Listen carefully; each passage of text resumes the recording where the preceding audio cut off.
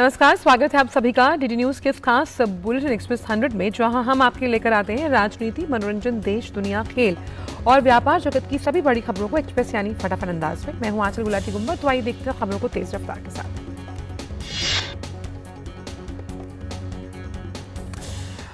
Bharatiya Janata party के नेता भूपेंद्र पटेल आज लगातार दूसरे कार्यकाल के लिए गुजरात के मुख्यमंत्री पद की शपथ लेंगे। राज्यपाल आचार्य देवव्रत उन्हें राज्य के 18वें मुख्यमंत्री के रूप में शपथ दिलाएंगे।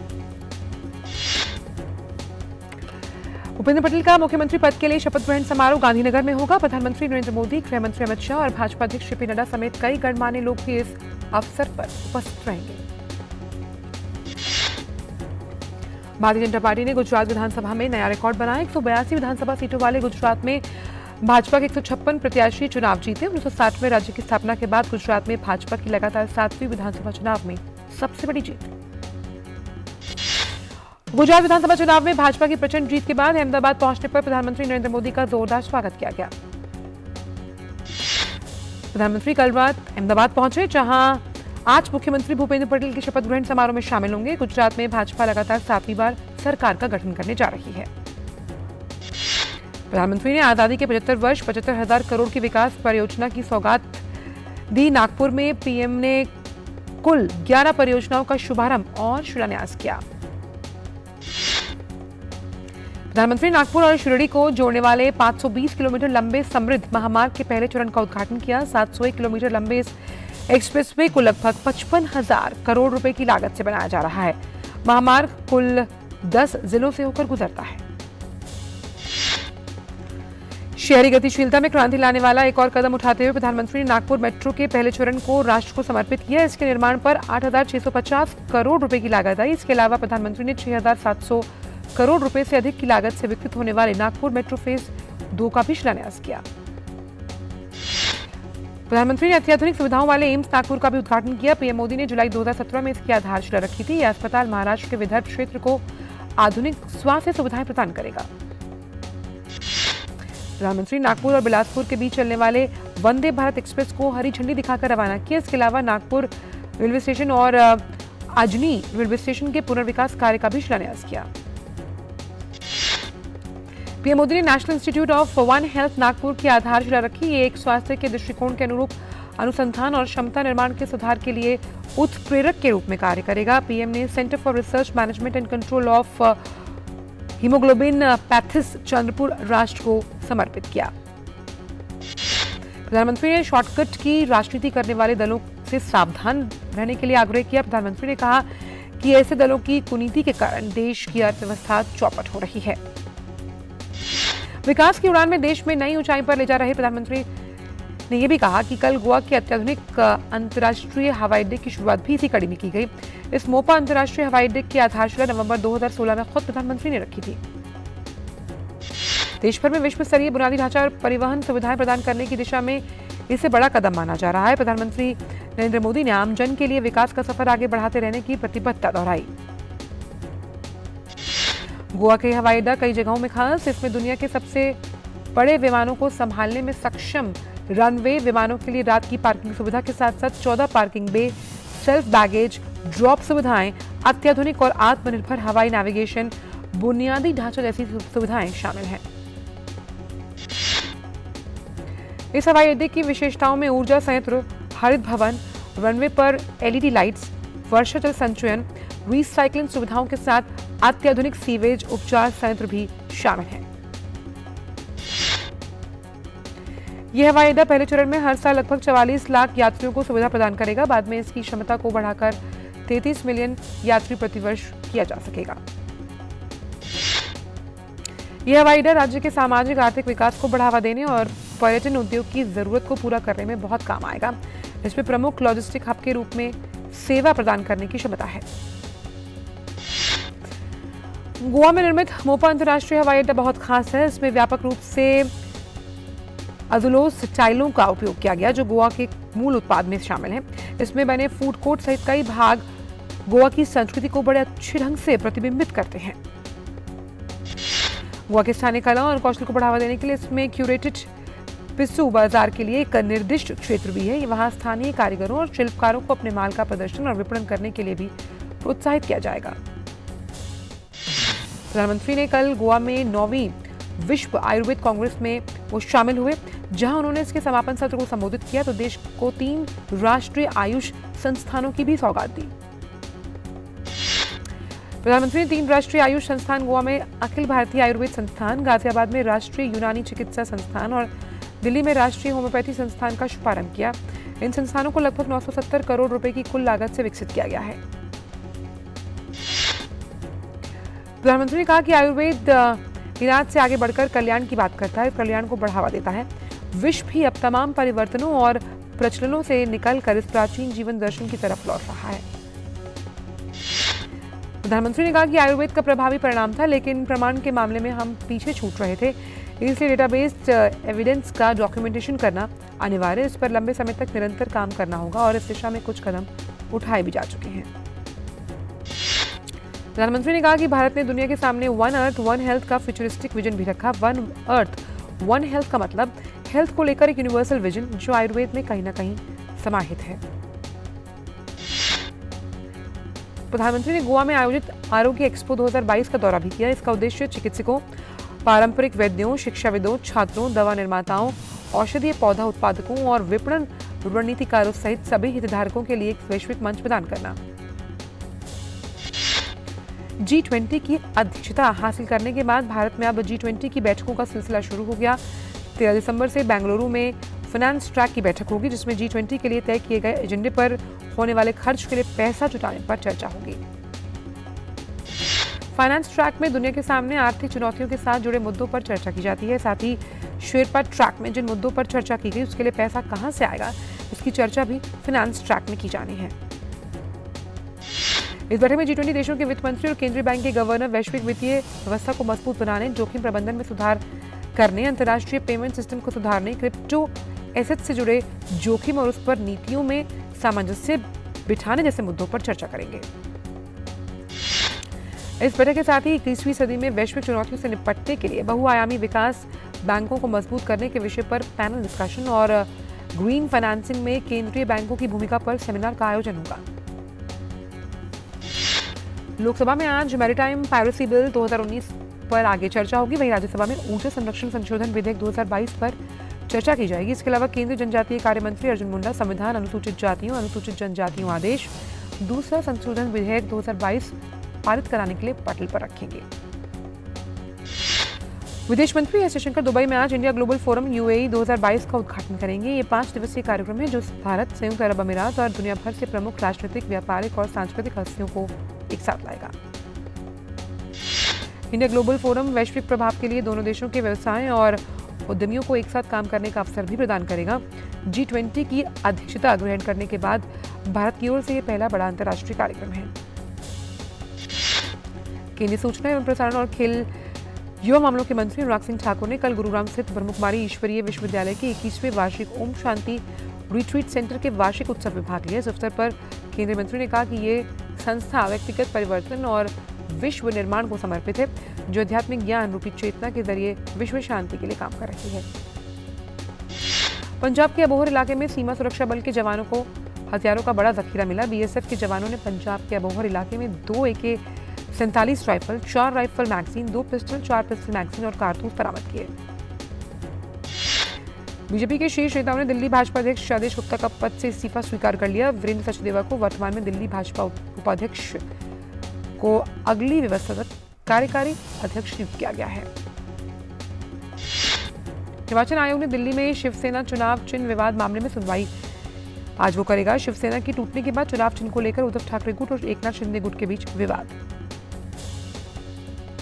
सुप्रीम कोर्ट में झारखंड कैडर की IAS अधिकारी पूजा सिंघल की जमानत याचिका पर आज सुनवाई।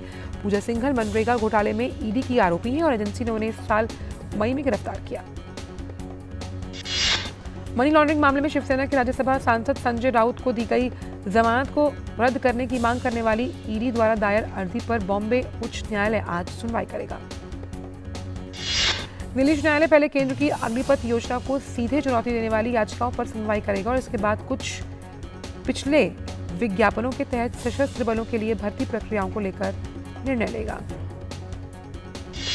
प्रधानमंत्री के दृष्टिकोण के तहत कौशल विकास एवं उद्यमिता मंत्रालय स्किल इंडिया मिशन के तहत भारत के युवाओं के लिए रोजगार के अवसरों को बढ़ावा देने के उद्देश्य से आज देश भर में 197 स्थानों पर प्रधानमंत्री राष्ट्रीय प्रशिक्षु मेला आयोजित कर रहा है। इस मेले का हिस्सा बनने के उद्देश्य से कई स्थानीय उपक्रमों और व्यावसायिक संस्थाओं को आमंत्रित किया गया। यह महत्वपूर्ण आयोजन विभिन्न क्षेत्रों की अनेक कंपनियों की पारस्परिक भागीदारी का साक्षी बनेगा। मेले में हिस्सा लेने वाली कंपनियों के पास एक मंच पर संभावित प्रशिक्षुओं से मिलने और आवेदकों पर चुने जाने का एक मौका होगा। साथ ही उन्हें अपने संगठन का हिस्सा बनाने का अवसर प्रदान करने का भी अवसर मिलेगा। ट्राई ने भारतीय विमानपत्तन प्राधिकरण के अतिरिक्त अन्य संगठनों द्वारा प्रदान की जाने वाली विमान और ग्राउंड स्टेशनों के बीच डेटा संचार सेवाओं का परामर्श पत्र जारी किया। सरकार ने व्यापक निकायों और बैंकों से अधिक देशों के साथ रुपए में व्यापार बढ़ाने को कहा। रूस, मॉरिशस और श्रीलंका के साथ रुपए में व्यापार को सुगम बनाने के बाद अब नए देशों को इस पहल में जोड़ने की कवायद। इलेक्ट्रॉनिक्स एवं आईटी राज्य मंत्री राजीव चंद्रशेखर ने कहा कि भ्रामक सूचनाओं की वजह से अभिव्यक्ति की आजादी का जो मूलभूत अधिकार है वो कमतर होता है। आरबीआई ने निगरानी के कार्यों में मशीन लर्निंग का इस्तेमाल करने के लिए 7 वैश्विक परामर्शदाता कंपनियों को छांटा। इन कंपनियों में प्राइस वाटरहाउस कूपर्स, मैकिन्से और बोस्टन कंसल्टिंग समूह भारत शामिल है। खेती की लागत को कम करने के लिए किसानों को ड्रोन जैसी आधुनिक प्रौद्योगिकी का उपयोग बढ़ाने के लिए जागरूक करने के मकसद से देश के एक प्रमुख ड्रोन निर्माता कंपनी पंजाब से ड्रोन यात्रा शुरू करने जा रही है। टाटा समूह के स्वामित्व वाली विमानन कंपनी एयर इंडिया ने आचार नीति संचालन ढांचा स्थापित किया। एयरलाइन की आचार संस्कृति को बढ़ावा देने के लिए वैश्विक स्तर के साथ साथ क्षेत्रीय स्तरों पर भी समितियां बना रही है। नागर विमानन महानिदेशालय ने 2022 में वाणिज्यिक उड़ानों के लिए 1081 पायलट्स को लाइसेंस जारी किए। ये बीते एक दशक में किसी एक साल में जारी सबसे अधिक लाइसेंस। वक्त एक ब्रेक का। हमने फसल बीमा योजना को अधिक प्रभावी बनाया, उसके दायरे में ज्यादा किसानों को लाए। नहीं है डर, नहीं फिकर, मिली हमें नई डगर। फसल का करवा के बीमा किसान की चिंता को छीना। हुआ सुरक्षित कल, सुरक्षित फसल निश्चित किसान। फसल बीमा सबका समाधान। आज ही प्रधानमंत्री फसल बीमा योजना से जुड़ें और फसल नुकसान से होने वाली आर्थिक हानि से निश्चिंत हो जाएं, ताकि प्राकृतिक और स्थानीय आपदा पर भी फसल नुकसान होने पर आप उसकी सही कीमत पाएं। प्रधानमंत्री फसल बीमा से जुड़ने के लिए आज ही नजदीकी कृषि कार्यालय, सहकारी समिति, बैंक शाखा, अधिकृत बीमा कंपनी या जन सेवा केंद्र में जाएं, क्योंकि सुरक्षित फसल निश्चिंत किसान। फसल बीमा सबका समाधान। कृषि एवं किसान कल्याण मंत्रालय, भारत सरकार। हमारा डेजर्ट आ गया पर हमारी चैंपियन नहीं आई अब तक। बिल भरने के पहले तो आएगी ना। सो गर्ल्स, क्या हो रहा है? बिल हो रहा है। चल अपना कार्ड दे। पिन दे।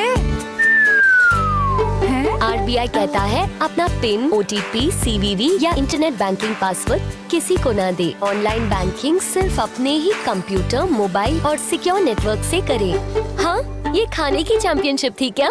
आरबीआई कहता है जानकार बनिए, सतर्क रहिए। ब्रेक के बाद सभी का स्वागत। रुक करते हैं अन्य खबरों पर एक्सप्रेस अंदाज में।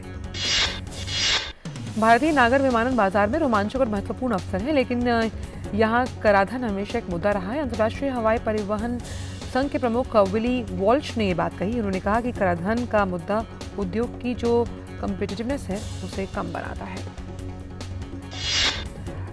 रियल एस्टेट कंपनी M3M ने गुरुग्राम में करीब 200 करोड़ रुपए में 1.3 एकड़ जमीन का टुकड़ा खरीदा। कंपनी इस जमीन पर लग्जरी वाणिज्यिक परियोजना प्रमुख खुदरा स्थल का विकास करेगी। देश के 7 प्रमुख शहरों में इस साल 3 लाख से ज्यादा आवासीय इकाइयों की अनुमानित कुल बिक्री में ब्रांडेड रियल एस्टेट डेवलपर की हिस्सेदारी 50% से अधिक रहने का अनुमान संपत्ति सलाहकार कंपनी एनारॉक ने बात कही। स्थानीय शेयर बाजारों में इस सप्ताह मुख्य जो कारक है खासतौर पर व्यापक आर्थिक आंकड़े, अमेरिकी केंद्रीय बैंक फेडरल रिजर्व की ब्याज दरों पर चाल निर्भर रहेगी। रूस नवंबर में लगातार दूसरे महीने भारत का सबसे बड़ा कच्चा तेल आपूर्ति करता रहा है। ऊर्जा की खेप पर निगरानी रखने वाली कंपनी वाटेक्सा के आंकड़ों से मिली जानकारी। शेयर बाजार द्वारा उपलब्ध करवाई गई सूचना के अनुसार शराब कंपनी सुला वाइंडर्स ने और अंबस समूह की वित्तीय सेवा इकाई अंबस होल्डिंग्स का IPO आज खुलेगा। वहीं वाहन डीलरशिप श्रृंखला लैंडमार्क कार्स की आरंभिक शेयर बिक्री 13 दिसंबर से शुरू होगी। भारत और ब्रिटेन के वरिष्ठ अधिकारियों के बीच प्रस्तावित मुक्त व्यापार समझौते के लिए छठे दौर की वार्ता आज से। एफपीआई से इस महीने अब तक भारतीय शेयर बाजारों में 4,500 करोड़ रुपए डाले। पंजाब में किन्नू उत्पादन इस वर्ष 25% कम रहने का अनुमान। किन्नू उत्पादकों का कहना है कि नहर के पानी की किल्लत और सामान्य से कहीं अधिक तापमान की वजह से इस वर्ष उत्पादन कम। सीबीडीटी ने वेतन में टीडीएस कटौती से संबंधित एक सर्कुलर में कहा कि वेतन भुगतान के लिए जिम्मेदार किसी भी व्यक्ति को राशि का भुगतान करते समय आयकर कटवाना होगा। केंद्रीय उपभोक्ता संरक्षण प्राधिकरण ने ग्लैक्सोस्मिथक्लाइन और नाप्तोल पर उनके उत्पादों के भ्रामक विज्ञापनों के लिए 10 लाख रुपए का जुर्माना लगाया। यूक्रेन के सबसे बड़े बंदरगाह शहर ओडेसा की बिजली व्यवस्था को अगर देखा जाए तो वो चरमरा गई है और करीब 15 लाख लोग भीषण ठंड और अंधेरे में हैं। रूसी सेना द्वारा ड्रोन हमले में ये स्थिति पैदा हुई। ओडिशा क्षेत्रीय प्रशासन ने बताया कि विद्युत व्यवस्था को पूर्व की स्थिति में आने में 3 महीने का समय लग सकता है, क्योंकि वहां पर रूसी हमले से बड़ा नुकसान हुआ, इसलिए वहां पर बिजली व्यवस्था बहाल होने में कई दिन लग सकते हैं। यूक्रेनी सेना के अनुसार रूसी सेना ने शनिवार को ओडिशा और मिकोलाइव शहरों पर हमले के लिए 15 ड्रोन छोड़े थे। इनमें से 10 को यूक्रेनी सेना ने आकाश में ही मार गिराया, जबकि 5 ने लक्ष्यों से टकराकर नुकसान पहुंचाया। यूक्रेन राष्ट्रपति व्लादिमीर ज़ेलेंस्की ने कहा कि रूसी हमलों के बाद देश के कई हिस्सों में, विशेष रूप से ओडिशा के काला सागर बंदरगाह में बिजली की कमी को दूर करने के लिए आपातकालीन कर्मचारी काम कर रहे हैं। राष्ट्रपति ज़ेलेंस्की ने ओडिशा की स्थिति को बेहद खराब बताते हुए कहा कि यूक्रेन में इसके अलावा राजधानी कीव और पश्चिमी यूक्रेन में 4 क्षेत्रों में बिजली की समस्या। उन्होंने कहा कि लोगों के लिए जल्द से जल्द बिजली की व्यवस्था बहाल करने के लिए काम निरंतर जारी। रूस के कब्जे वाले मल्टीपोल शहर पर यूक्रेनी सेना ने हमले की खबर सामने आई है। हमले में 2 लोग मारे गए। अक्टूबर में रूस को क्रीमिया से जोड़ने वाले पुल पर हमला होने के बाद से रूसी सेना यूक्रेन के बिजली व्यवस्था पर लगातार हमले कर रही है। भीषण ठंड और बर्फबारी वाले मौसम में बिजली गुल होना जानलेवा साबित हो रहा है। नॉर्वे ने $10 करोड़ के बिजली उपकरणों की मदद यूक्रेन को भेजी। अन्य यूरोपीय देशों ने भी करोड़ों डॉलर के बिजली उपकरण यूक्रेन भेजे हैं ताकि विद्युत व्यवस्था जल्द बहाल हो पाए। मेक्सिको में स्वतंत्रता स्मारक एंजल ऑफ इंडिपेंडेंस को रविवार को लाल रंग के जाल से ढक दिया गया। मेक्सिको में हिंसा, गुमशुदगी, नारीवाद और मानव तस्करी की निंदा करने के लिए कार्यकर्ताओं ने ऐसा कदम उठाया। इस कार्यक्रम को हिलॉस कलेक्टिव द्वारा आयोजित किया गया, जिसमें हिंसा के शिकार लोग और लापता लोगों के रिश्तेदार शामिल। यूक्रेन राष्ट्रपति ज़ेलेंस्की ने फ्रांसीसी राष्ट्रपति मैक्रोन और तुर्की के राष्ट्रपति के साथ अपनी बैठकों पर बात की। उन्होंने कहा कि बातचीत के दौरान रक्षा, ऊर्जा और अर्थव्यवस्था के विषयों पर चर्चा हुई। इसके अलावा यूक्रेन राष्ट्रपति ने कहा कि यूक्रेन से अनाज के विस्तार पर उनके और एर्दोगान के बीच समझौते किए गए हैं। ज़ेलेंस्की ने साथ ही रूस के खिलाफ दुनिया के विभिन्न देशों से मदद की अपील की। अमेरिकी राष्ट्रपति ने बताया कि उन्होंने रविवार को यूक्रेनी राष्ट्रपति ज़ेलेंस्की से बात की। बाइडेन ने इस दौरान बताया कि वॉशिंगटन द्वारा यूक्रेन को दी गई अभूतपूर्व मदद के लिए अमेरिका को धन्यवाद दिया गया है। एक टेलीग्राम संदेश में यूक्रेनी राष्ट्रपति ने कहा कि मैं अमेरिका द्वारा यूक्रेन को प्रदान की जाने वाली अभूतपूर्व रक्षा और वित्तीय सहायता के लिए धन्यवाद देता हूं। पाकिस्तान की सेना और अफगान तालिबान लड़ाकों के बीच चमन सीमा पर भारी गोलीबारी हुई। पाकिस्तान की सेना और अफगान तालिबान लड़ाकों के बीच ये संघर्ष तब शुरू हुआ जब अफगानिस्तान के सीमावर्ती शहर स्पिन बोल्डक में मोर्टार गिरने से कम 4 लोगों की मौत हुई और 20 अन्य घायल। इसके जवाब में अफगान तालिबान लड़ाकों ने पाक अफगान चमन सीमा के पास हमला कर दिया। तालिबान लड़ाकों की तरफ से भारी गोलीबारी में 6 पाकिस्तान नागरिकों की मौत हुई, जबकि 17 लोग घायल। उधर पाकिस्तान सेना के बयान में जारी कर यह भी कहा गया कि पाकिस्तान सेना ने तालिबानी लड़ाकों को चौकियां बनाने से रोकने की कोशिश की, तभी दोनों में झड़प हुई। उन्होंने कहा कि देखते ही देखते तालिबानी लड़ाकों ने पाकिस्तान सीमा पर भारी हथियारों से हमला कर दिया। अमेरिकी अंतरिक्ष एजेंसी नासा का ओरियन कैप्सूल रविवार को वापस पृथ्वी पर आ गया। पृथ्वी के वायुमंडल में आने के बाद कैप्सूल प्रशांत महासागर के निर्धारित कार्यक्रम के अनुसार उतरा। बिना यात्री के अंतरिक्ष में गए इस कैप्सूल ने चंद्रमा की परिक्रमा की स्थितियों का आकलन किया और तस्वीरें ली। इस कैप्सूल ने अपने साथ सेंसर से जुड़े 3 पुतले लेकर ये अंतरिक्ष गया था। ये प्रोग्राम अपोलो अंतरिक्ष यान के चंद्रमा की सतह पर उतरने के 50 साल बाद शुरू किया गया। ओरियन कैप्सूल चंद्रमा के सबसे ज्यादा दूर छोर तक पहुंचने में सफल रहा। कतर में चल रहे फीफा विश्व कप अंतिम 4 की लाइन में अब टीमें तय हो गई हैं। पिछली बार की विजेता फ्रांस, उपविजेता क्रोएशिया, खिताब की दावेदार अर्जेंटीना और मोरक्को ने सेमीफाइनल में जगह बनाई। फीफा विश्व कप 2022 के पहले सेमीफाइनल में बुधवार को दिग्गज क्रोएशिया का सामना अर्जेंटीना से, वहीं गुरुवार को फ्रांस का सामना मोरक्को से।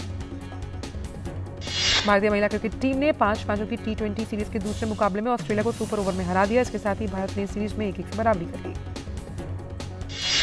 बांग्लादेश के खिलाफ टेस्ट सीरीज के लिए टीम इंडिया के स्क्वाड में बदलाव किया गया। चोट के कारण रोहित शर्मा पहले टेस्ट से बाहर हो गए। रोहित शर्मा की जगह अभिमन्यु ईश्वरन को टीम में शामिल किया गया। सलामी बल्लेबाज के एल राहुल बांग्लादेश के खिलाफ 2 टेस्ट मैचों की सीरीज में पहले मैच के कप्तान होंगे। रोहित शर्मा अंगूठे की चोट के कारण शुरुआती मुकाबले से बाहर। इंग्लैंड के खिलाफ टेस्ट में पाकिस्तान ने 355 रन के लक्ष्य का पीछा करते हुए तीसरे दिन का खेल खत्म होने तक विकेट पर 198 रन बना लिए। भारतीय महिला हॉकी टीम ने FIH नेशंस कप में अपने अभियान की शुरुआत जीत के साथ की।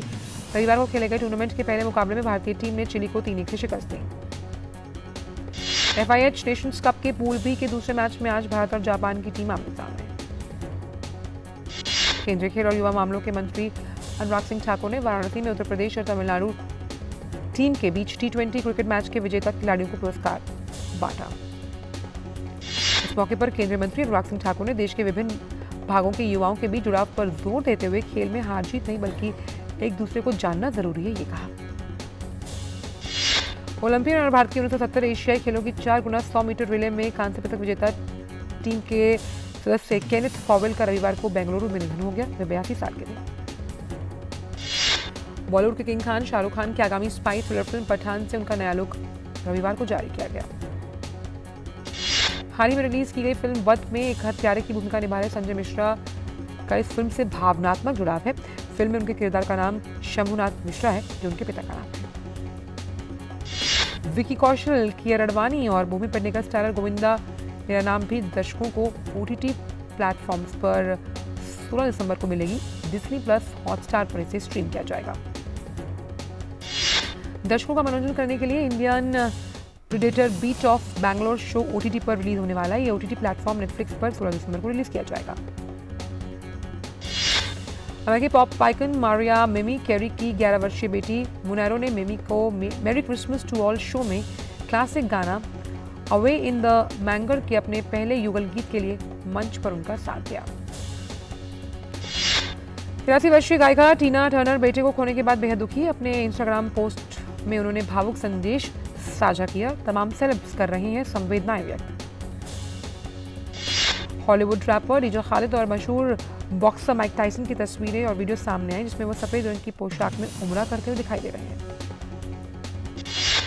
निर्देशक जेम्स कैमरून की 16 दिसंबर को रिलीज होने जा रही फिल्म अवतार द वे ऑफ वाटर को लेकर भारतीय दर्शकों में काफी उत्साह।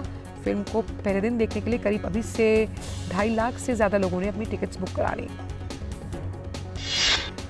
नेशन ट्रेजर ऑफ हिस्ट्री दर्शकों को 14 दिसंबर को OTT प्लेटफॉर्म्स में डिज्नी प्लस हॉटस्टार पर देखने को मिलेगा। ये कहानी एक ऐसी महिला की है जो अपने परिवार के बारे में जवाब खोजती है। एक्सप्रेस 100 में इतना ही। नीचे इजाजत, नमस्कार।